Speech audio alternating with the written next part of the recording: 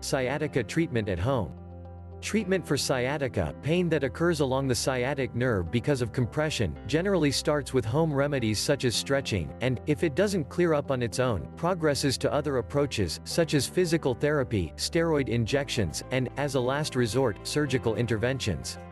According to Shita Chinichian, MD, a family medicine physician with Mercy Medical Group based in El Dorado Hills, California, some doctors prefer that you wait a few weeks before making an appointment to see if the pain of sciatica goes away on its own, because it will in many cases.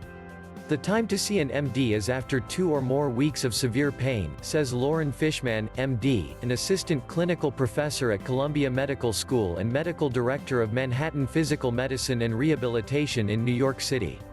But you should seek immediate care when weakness or intractable pain develops, or the numbness begins to ascend from the feet to the ankles toward the knees, or when there is a loss of bowel or bladder control, says Dr. Fishman.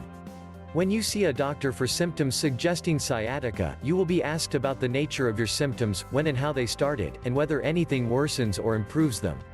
Your doctor will also assess your back, legs, and neurological function with some simple tests. Arriving at a diagnosis of sciatica may require no more than that, but in some cases your doctor will also want you to have an imaging study, such as an X-ray, or test the functioning of your muscles and nerves using electromyography. Pain management strategies for sciatica.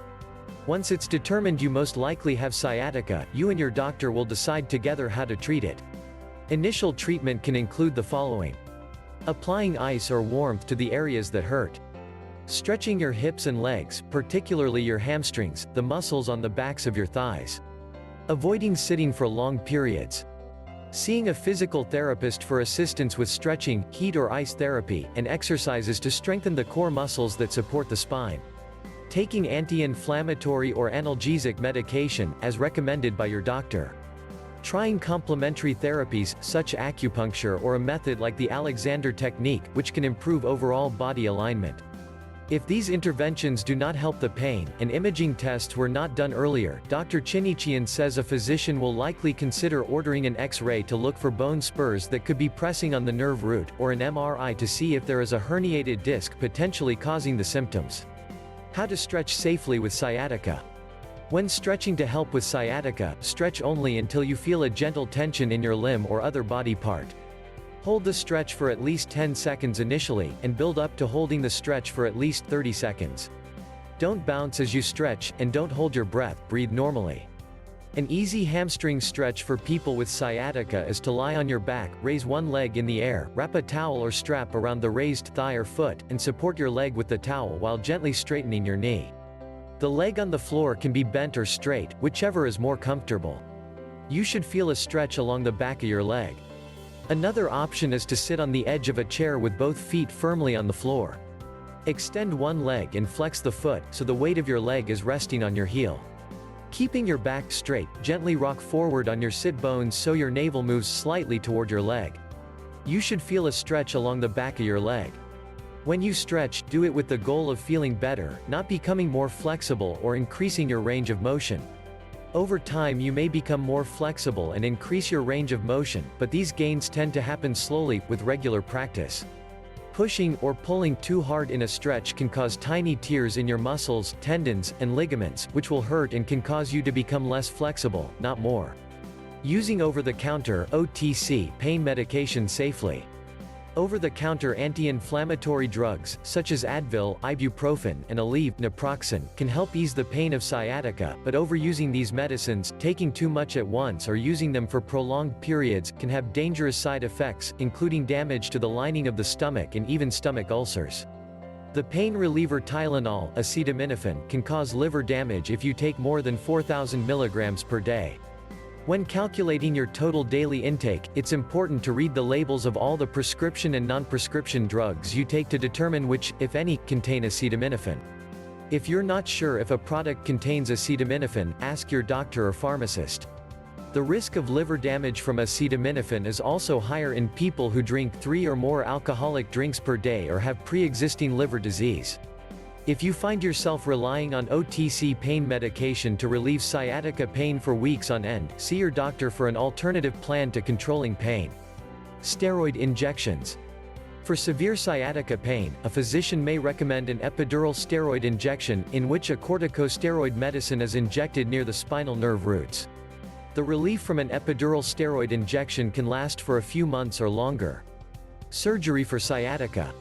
Surgery can be highly effective for severe cases of sciatica. The type of surgery depends on what is causing the pain. If it appears a herniated disc is pressing on the sciatic nerve, all or part of the disc can be surgically removed. Another option to relieve pressure on the spinal cord or nerves is a laminectomy. This type of surgery removes the back section of a vertebra to enlarge the spinal canal. Referral for surgery can become an option when conservative methods have failed to improve symptoms affecting quality of life, Chinichian says. Complementary approaches to sciatica. Many Americans look to complementary approaches to relieve the symptoms of sciatica. Among the more popular modalities tried for musculoskeletal pain, including sciatica, are supplements, a mind-body approach, such as hypnosis or yoga, practitioner-based approaches, such as the Alexander technique or chiropractic, whole medical system approaches, such as acupuncture. Some of these approaches have been studied for the treatment of sciatica. A systematic review and meta-analysis of studies of acupuncture for treating sciatica, published in October 2015 in the journal Evidence-Based Complementary and Alternative Medicine, concluded that acupuncture may be more effective at decreasing leg and lower back pain than NSAIDs, nonsteroidal anti-inflammatory drugs, such as ibuprofen. Acupuncture combined with pain medication also appeared more effective than medication used alone. And acupuncture also appears to be associated with fewer side effects than NSAIDs. Still, the number of studies in the analysis was small. Even approaches that have not been studied in any systematic way for sciatica may be worth a try, as long as there's no reason to believe they might worsen your sciatica. That being said, any complementary therapy must be approached with caution, with the costs of the treatment and potential risks clearly understood. Supplements, in particular, can be risky if they interact with any prescription or non-prescription drugs you take. Even normally safe activities, such as yoga, for which there is evidence of a positive effect on low back pain, or Pilates, can worsen sciatica if pursued too vigorously or if poses that exacerbate the underlying cause of the sciatica are done. Speaking to a class instructor or physical therapist can help you to identify moves that shouldn't hurt and may help. And as always, listening to your body is paramount during exercise. If something causes acute pain, stop doing it. If you're uncertain about the risks of a therapy, speak to your primary care doctor before giving it a try. The Alexander technique. The Alexander technique teaches people how to release unnecessary muscle tension so they can sit, stand, and move more comfortably. Judith C. Stern, who became an Alexander technique teacher after working as a physical therapist for many years, says that physical therapy helped her clients with sciatica, but it wasn't a long-term solution. She says the Alexander technique addresses an individual's body use patterns, which include posture and tension habits. It teaches the pain sufferer strategies for using their mind-body connection in a positive way, Stern says. The Alexander technique involves hands-on instruction, with the teacher gently moving or guiding various body parts while you are sitting, standing, walking, or lying on a table. A study published in the BMJ looked at the effectiveness of the Alexander technique for long-term relief of chronic or recurrent back pain, and found that a series of 24 lessons in the Alexander technique taught by registered teachers continued to provide pain reduction benefits a year later. A comparison group that had 6 Alexander lessons followed by an exercise prescription did almost as well as the group that had 24 lessons. The underlying cause of participants' back pain is not specified, so it's unknown how many had sciatica. Regardless, unlearning old habits of movement and learning new ones takes time and repetition. A typical rule of thumb is that it takes 10 to 30 Alexander lessons to achieve lasting change, and some people continue to take lessons beyond that. I think it's the best kept secret in the treatment of sciatica, Stern says.